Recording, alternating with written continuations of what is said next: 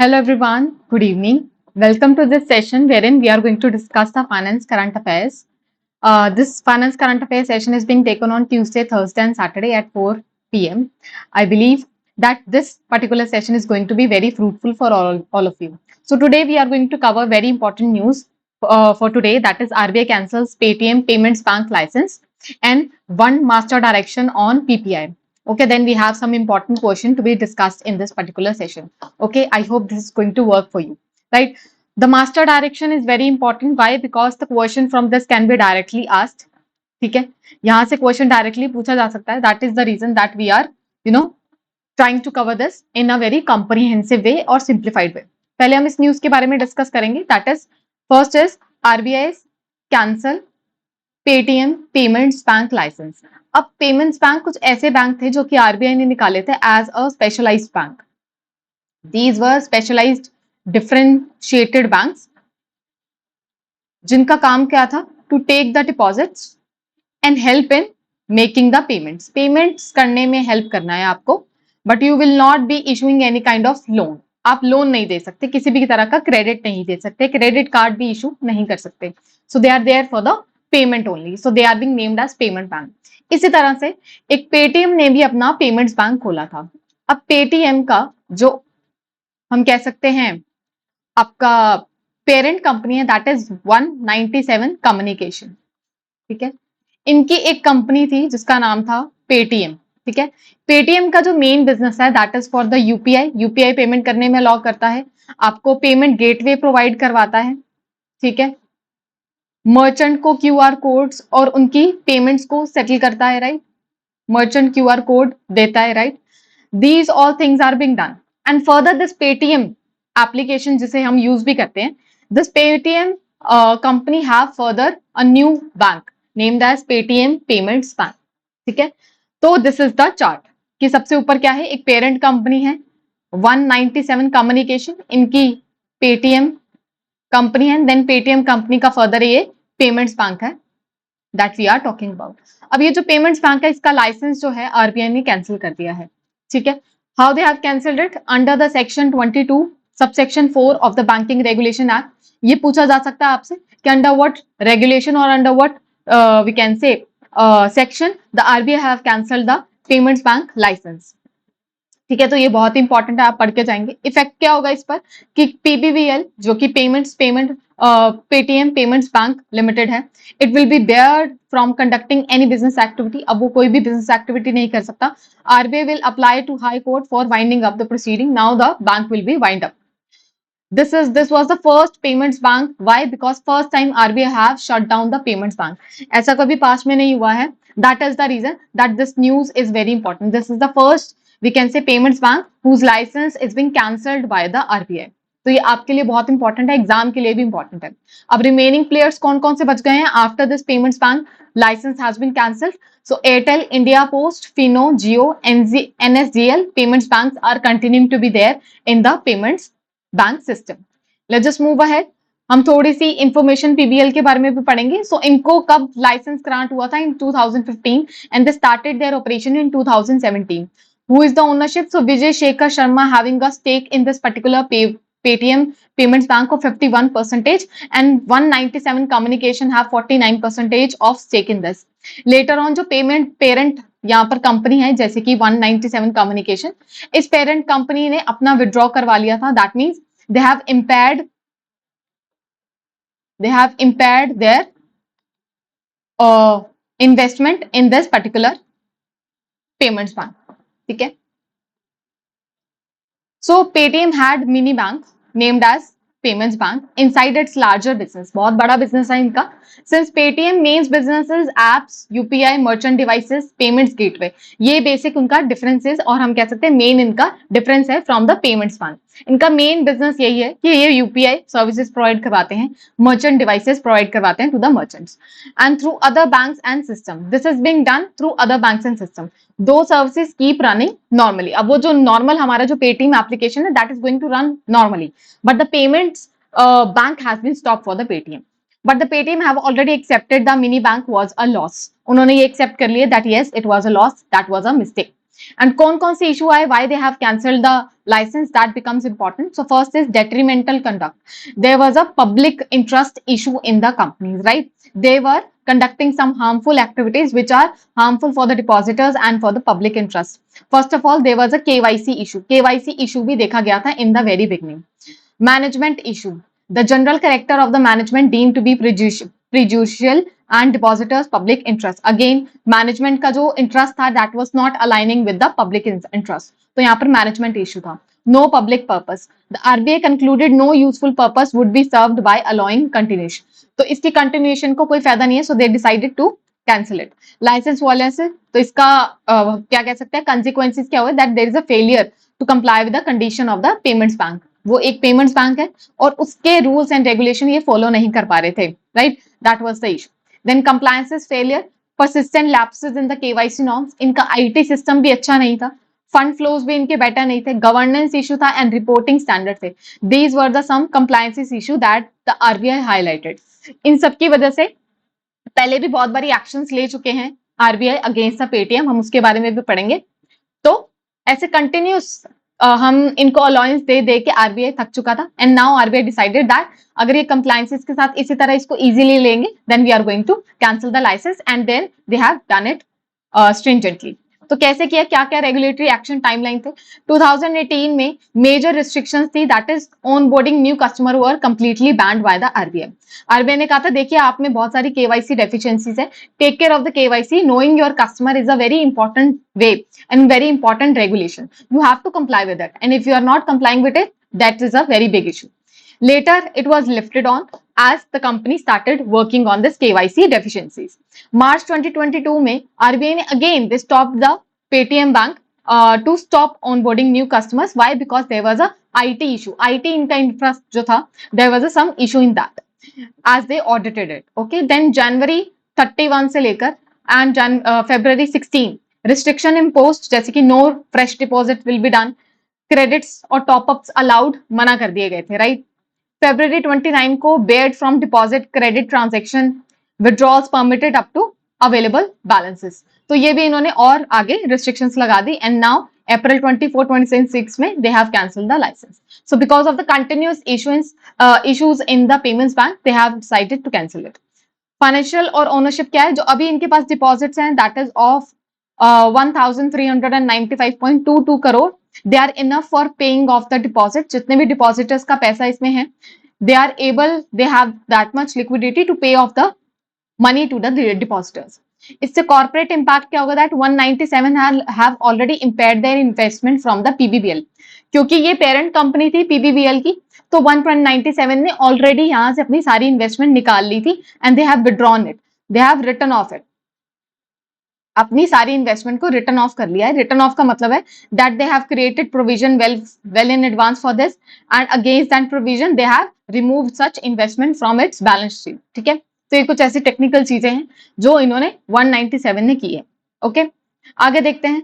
The Paytm's other services are going to be unaffected. जो Paytm की normal services हैं जैसे कि UPI, merchant gateway, payment gateway, ये सब कुछ नॉर्मली चलता रहेगा. ये थी हमारी पहली news, that is your Paytm payments bank licence is being cancelled by the RBI. ठीक है, यहाँ से डायरेक्टली क्वेश्चन भी आ सकता है, सिंपल फैक्ट पूछा जा सकता है, या फिर एनीथिंग रिलेटेड टू PBBL आपसे पूछा जा सकता है. So I hope it is clear to you. Second is very important, ये बहुत ही important है, यहाँ से डायरेक्ट क्वेश्चन आ सकता है, that is a master direction of PPI. Okay, that is prepaid payment instrument. PPI होता क्या?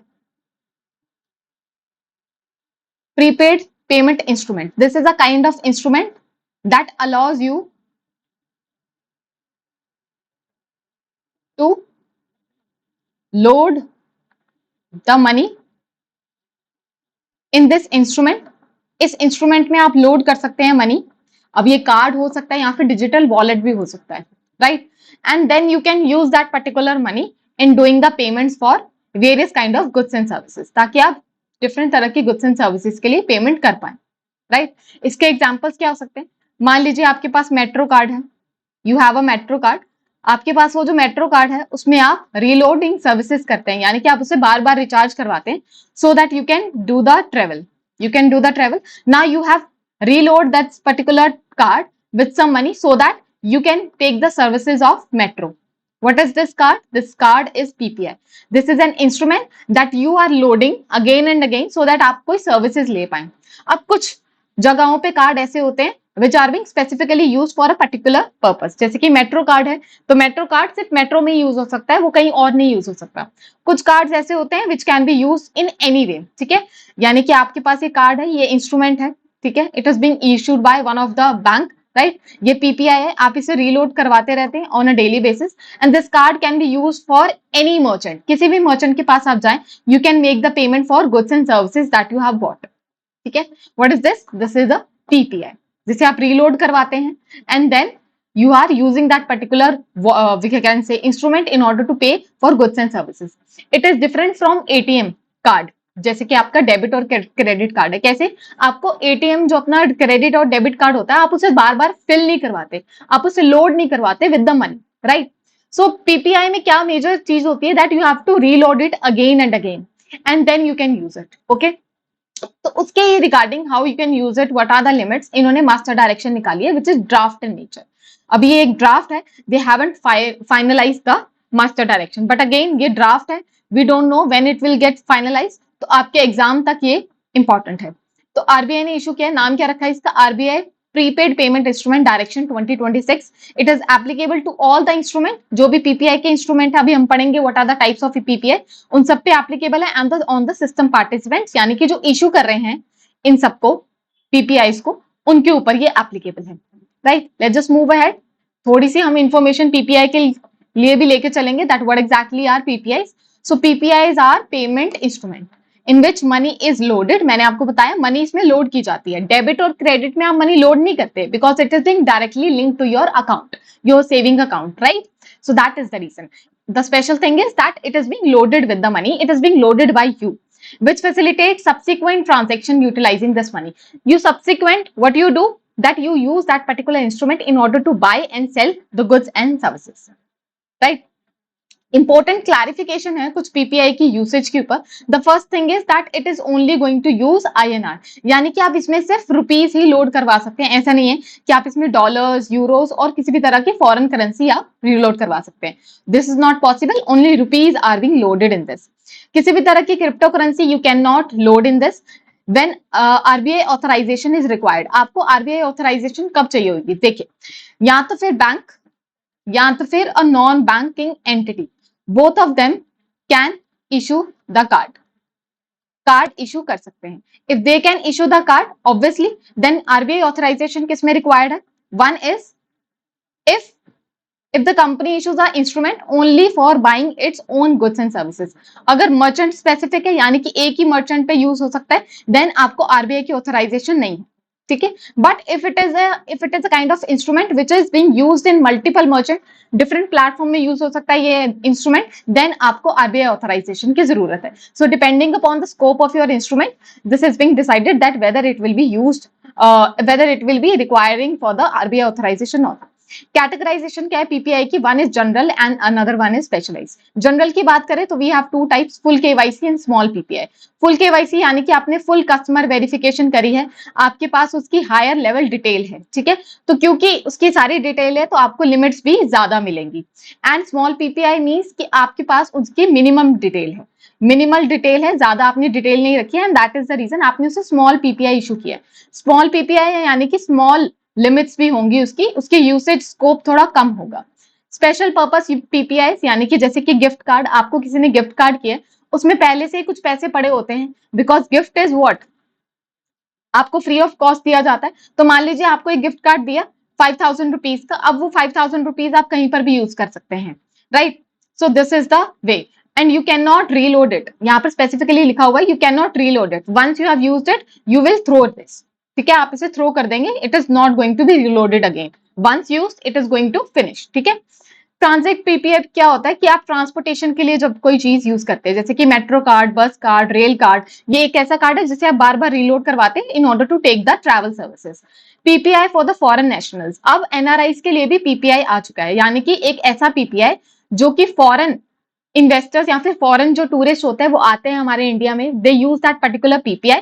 उसमें वो अपने फॉरेन एक्सचेंज को कन्वर्ट करके आईएनआर डालते हैं so that they can visit various kind of merchants and make the payments. So इसकी भी पर्टिकुलर लिमिट्स है, हम वो भी पढ़ेंगे। Then other specific purpose PPI, यानी कि कुछ और पर्पस के लिए आपने नया तरीके का पीपीआई निकाला है, पर उसके लिए आपको आरबीआई अप्रूवल चाहिए रहेगा। Authorisation for the PPI business, ठीक है, पीपीआई बिजनेस के लिए ऑथराइजेशन चाहिए रहेगा। First is if bank is issuing the PPI, तो आपको कोई भी लाइसेंस की रिक्वायर्ड नहीं है, क्योंकि आप ऑलरेडी एक डेबिट और क्रेडिट कार्ड इशू कर रहे हैं, तो आपको लाइसेंस की जरूरत नहीं है। You just need to inform to the department of payment and settlement system that I am starting with the PPI and you are telling this particular business. Non bank issuing PPI, अगर तो कोई non bank entity है and they are issuing their PPI, उन्होंने अपना instrument निकाला है, in that case they want approval from the RBI. RBI से approval चाहिए रहेगा, क्योंकि आपका चेक करेंगे, ऑडिट करेंगे whether you are strong enough to issue such PPIs और नॉट, ठीक है। then becomes entity already regulated by the SEBI or IRDAI। अगर कोई ऐसी एंटिटी है which is being already regulated by any other regulator, say SEBI regulate कर रहा है, IRDAI रेगुलेट कर रहा है, PFRDA रेगुलेट कर रहा है, in that case they must submit a no objection certificate to the regulator। उनसे नो ऑब्जेक्शन सर्टिफिकेट लेना पड़ेगा उस रेगुलेटर से, और आपको 45 डेज पहले ही आपको अप्लाई करना पड़ेगा before you issue the PPI, ठीक है। तो in this cases you can get the PPIs। आप as a business can start with the PPIs। आगे देखते हैं master direction on the PPI में कैपिटल रिक्वायरमेंट कितनी है। कैपिटल रिक्वायरमेंट यानी कि आप अगर नॉन बैंकिंग एंटिटी हैं और you are trying to start your PPI business, तो उसकी क्या रिक्वायरमेंट है। पहली रिक्वायरमेंट ये है कि आपका net worth from the minimum should be 5 crore, ठीक है। इनिशियल रिक्वायरमेंट मिनिमम कितनी होनी चाहिए, 5 crore. Over the period of time, within 3 years, you are going to achieve at least 15 crore of minimum worth। Net worth आपकी कितनी हो जानी चाहिए, 15 करोड़। तो ये आप जरूर याद रखेंगे कि स्टार्टिंग कर रहे हैं तो 5 करोड़ से स्टार्ट कर सकते हैं, but within 3 years from the business of this PPI you have to achieve 15 crore, right. Ongoing business में you have to continue with this 15 crore, यानी कि आपको 15 करोड़ नेटवर्थ मेंटेन करनी है still you are staying in the market, and proof दिखाना पड़ेगा with the statutory order certification कि yes we have this net worth. Governance क्या है, that whosoever is going to be promoter and director of the company who is trying to issue this particular PPI, they must be fit and proper। fit and proper की definition क्या है, that they are qualified if they have financial integrity, good reputation और character है उनका, और they are honest, right। who are disqualified, who have some kind of criminal record, insolvent है, banned by the regulator, unsound mind and financially weak। if these kind of person are there in the governance, that is in the management, then these promoters and directors are not fit and proper for the governance, for the management। Issuance of loading of PPI, ठीक है, किस तरह से आप issue कर सकते हैं और कैसे लोड कर सकते हैं पीपीआई को, तो यहाँ पर उसकी कंडीशंस है हमारे पास। So PPI can be given as a card, wallet और डिजिटल फॉर्म। या तो फिर आप कार्ड की फॉर्म में इशू कर सकते हैं पीपीआई, फिजिकल कार्ड जो आप इशू करते हैं, राइट। एंड दूसरा वे क्या हो सकता है, किसी भी हम अदर डिजिटल फॉर्म में कर सकते हैं। अब डिजिटल वॉलेट्स भी होते हैं और डिजिटल वाउचर्स भी होते हैं, right. But they have specified कि आप कोई भी पेपर वाउचर के थ्रू पीपीआई नहीं करेंगे, that is paper form in nature, that is not going to be applicable from now onwards. तो आप ये याद रखेंगे ये पर्टिकुलर फैक्ट कि अब से पेपर वाउचर नहीं अलाउड इन द पीपीआई। उसके बाद है the money can be added to the PPI by debiting the bank account another PPI और बाय कैश, ठीक है। आप क्या कर सकते हैं, आप अपने बैंक अकाउंट से फिलअप कर सकते हैं, रीलोड कर सकते हैं, ऐड कर सकते हैं पैसे इन द पीपीआई, राइट। और किसी दूसरे पीपीआई से का भी यूज करके आप अपने दूसरे किसी पीपीआई को रिचार्ज कर सकते हैं। मान लीजिए आपके पास Amazon का पीपीआई है, आपके पास Amazon ने इशू किया था पीपीआई, और आपने उस पीपीआई का यूज करके क्या किया, you have reloaded your metro card, जो कि क्या है, एक दूसरे तरह का पीपीआई है। तो with the use of this particular digital wallet you have recharged your metro card. तो आप इस तरह से भी यूज कर सकते हैं। द स्पेशल गिफ्ट कार्ड, जो भी आपको गिफ्ट कार्ड दे रहा है, इशू कर रहा है, मान लीजिए मैं हूं, मैं आपको गिफ्ट कार्ड इशू कर रही हूं, तो मैं किस तरह से फिल कर सकती हूँ gift card, with the use of credit card. एक बार जब मैंने इशू कर दिया gift card with the use of credit card, loadable money, उसके बाद आप आगे लोड नहीं कर सकते। Bank can load the PPI through the business correspondent as well। Now there are people in the rural area as well। तो अगर वहां पर उनके पास कैश अवेलेबिलिटी नहीं है, they are not having any digital interface through which they can recharge their PPI, तो वो business correspondents के थ्रू भी अपना PPI रिचार्ज करवा सकते हैं। That means business correspondents are the agents of the bank, right? They can help the rural people in getting their PPI recharged। तो वो उन्हें भी कह सकते हैं while giving the money, physical cash देकर वो उनसे रीलोड करवा सकते हैं। Non bank issuers can load the PPI through their agents but must follow the RBI outsourcing rules. ठीक है, तो वो कह रहे हैं जो कि नॉन बैंकिंग इशूअर्स हैं, यानी कि जैसे अमेजोन है, it's a non banking entity, अगर वो पीपीआई इशू कर रहे हैं और उन्होंने अपना कोई आगे एजेंट रखा हुआ है टू लोड द पीपीआई, तो उनको इंश्योर करना है कि आपने जिससे भी आउटसोर्सिंग सर्विसेज दी है रीलोडिंग करने की, they are complying with the RBI rule. जितना भी आपका पैसा होगा पीपीआई में, whatever money is being kept in the PPI, they will attract no interest will be paid on the money that is being kept in your metro card or any kind of PPI which is being issued by the Amazon or any non-banking entity or even banking entity. PPI can not use cross border transaction. आप अपने PPI से कोई goods and services नहीं खरीद सकते from US, from Canada, from New Zealand. So ये क्या चीज है that you cannot make gross border payment, that particular PPI is going to be used within India only। ठीक है, को ब्रांडिंग अरेंजमेंट, वो कह रहे हैं आप को ब्रांडिंग कर सकते हैं, that means two brand are coming together in order to issue a PPI.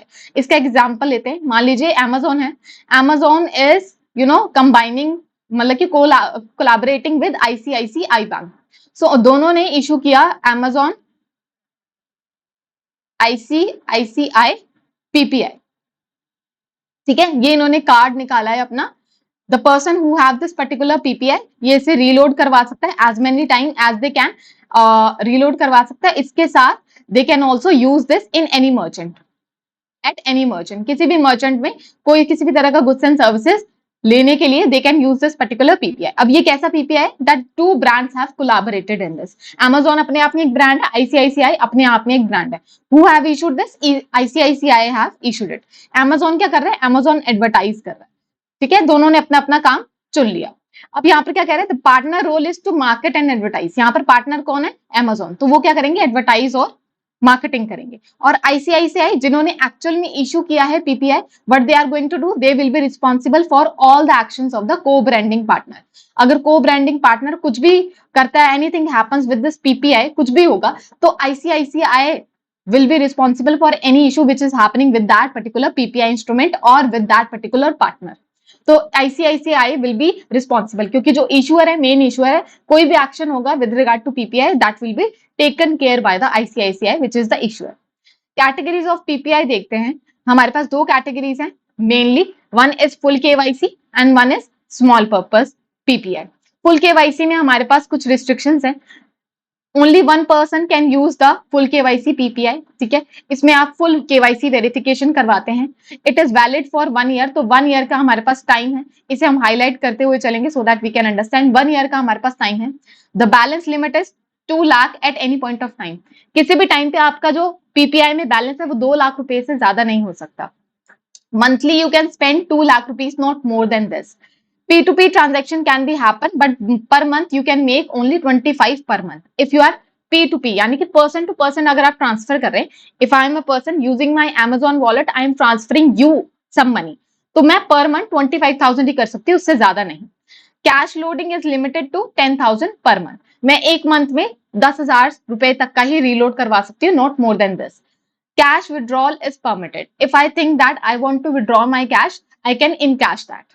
ठीक है, then comes your small PPI. Small PPI में क्या होता है, सेल्फ डिक्लेरेशन आईडी होता है और मोबाइल नंबर होता है, यानी कि बहुत ही मिनिमम केवाईसी किया जाता है। Validity it is more for the 2 years, validity इसकी ज्यादा है। It can be converted to the full KYC, full KYC में कन्वर्ट करवाया जा सकता है by giving the full KYC detail.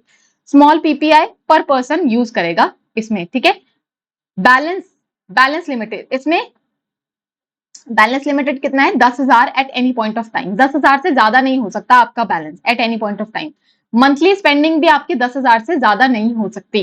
ठीक है, तो देखिए इसमें ज्यादा रिस्ट्रिक्टेड लिमिटेड है, right. Usage restricted to purchase of goods and services only. ठीक है, गुड्स एंड सर्विसेज के लिए ही आप खरीद सकते हैं इसे। नो कैश विड्रॉल और कोई भी P2P पेमेंट नहीं हो सकती, सिर्फ गुड्स एंड सर्विसेज के लिए आप इसे सेल और परचेज कर सकते हैं। स्पेशल पर्पस पीपीआई यूज देखते हैं। Gift PPI, gift PPI maximum value कितना है, 10,000 है and it is going to be valid for 1 year। It can not be bought with cash, आप इसे खरीद नहीं सकते because it's a gift. Gift आप कभी खरीदते हैं, it is always being given to you. ठीक है, नो कैश और P2P ट्रांसफर, आप किसी को ट्रांसफर नहीं कर सकते। आपको गिफ्ट कार्ड मिला है, you are going to use it. Okay, जैसे कि Amazon पे गिफ्ट कार्ड मिलता है, फ्लिपकार्ट पे, that is example. Transit PPI, जैसे कि मेट्रो कार्ड आप यूज कर रहे हैं, राइट। तो that can be use without KYC. जब भी आप मेट्रो कार्ड खरीदते हैं, you are not doing any kind of KYC, you are just giving the money and you get the card, right. इसका मैक्सिमम बैलेंस कितना हो सकता है? 3000 and no withdrawal, no refund and transfer is not allowed. ठीक है, ये अलाउड नहीं है. Can have perpetual validity, it is going to B validate for entire life. कोई ऐसा एक्सपायरी डेट नहीं होती इसमें. Example Delhi metro smart card, toll payment card. ठीक है. PPI for the foreign national. अब बाहर से कोई टूरिस्ट आया, उसे यहाँ पर पेमेंट करनी है, उसने क्या किया? उसने एक पीपीआई इशू कर लिया. ठीक है.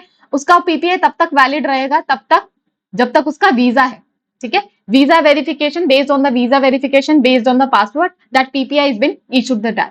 ठीक है. तो जब तक उसका वीजा है तब तक ये पीपीआई रहेगा. The monthly spending limit is 5 lakh rupees and it is going to be used only for the merchant payments. यानी कि आपने कोई goods and services ली है, you are going to pay for that through that PPI, not for P2P transfer. Foreign exchange से आप payment करेंगे, but the cash that it is holding is INR.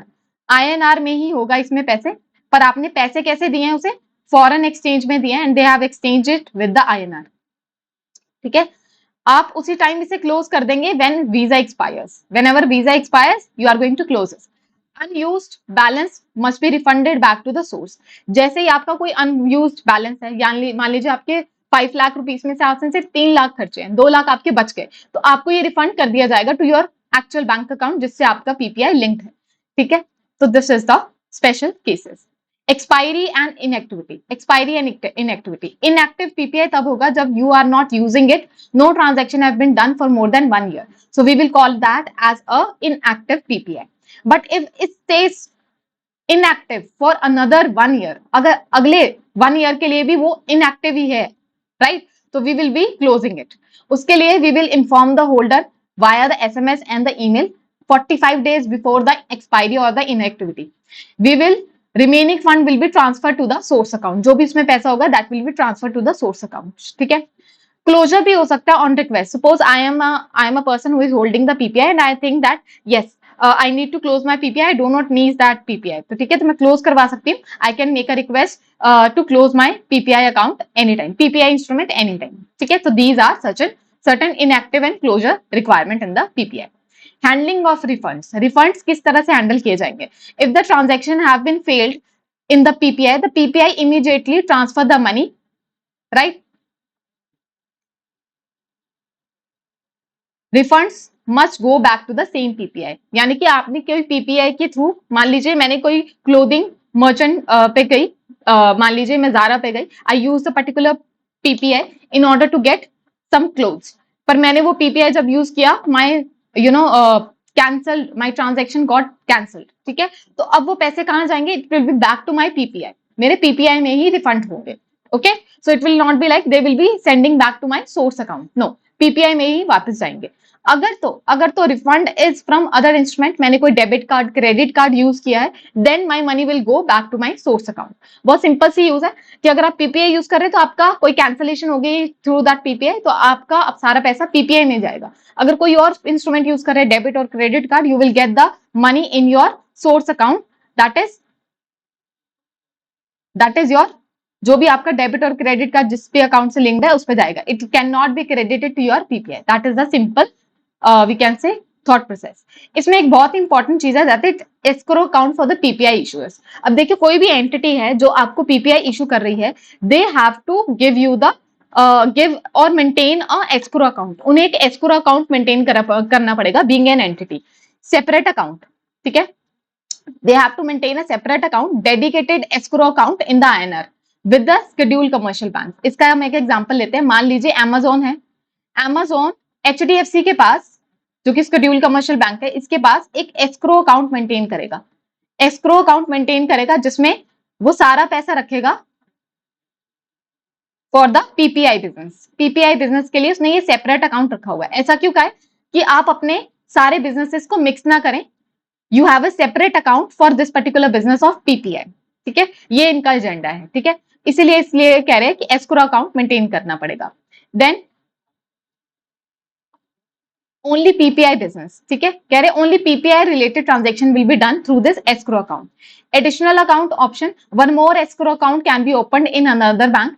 Transfer between the escrow account need auditors certificate. वो कह रहे हैं Amazon का एक HDFC के पास अकाउंट है, Amazon का ICICI के पास भी एक हो सकता है अकाउंट, पर दोनों एस्क्रो अकाउंट में अगर कोई ट्रांजेक्शन हो रही है तो ऑडिटर सर्टिफिकेशन की रिक्वायरमेंट है, ये देखने के लिए कि there are no any kind of misleading activities which are happening.